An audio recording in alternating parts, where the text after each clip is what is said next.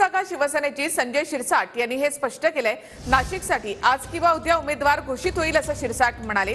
नाशिकच्या जागेवरून सुरू असलेल्या चर्चांवरून संजय शिरसाट यांनी ही प्रतिक्रिया दिली। तर पक्षाने सांगितल्यास मी निवडणूक लढवणार। अजित पवार गटाचे नेते माणिकराव कोकाटे यांनी मोठं विधान केलंय। सिन्नरचे आमदार माणिकराव कोकाटे लोकसभा लढवण्याचे संकेत देत आहेत।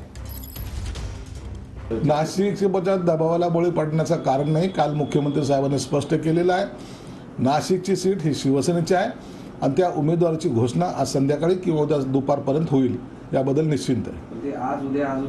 आता आज उद्याचा विषय संपलेला आहे। नाशिकच्या उमेदवाराची घोषणा आज संध्याकाळी किंवा उद्या दुपारी 12 वाजेपर्यंत केल्या जाईल।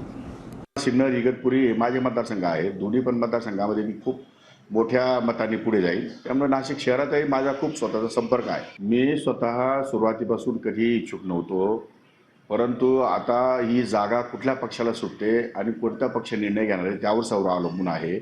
परंतु माझ्या पक्षाने दादांनी जर आदेश दिला तर मी निवडणूक लढवायला तयार आहे।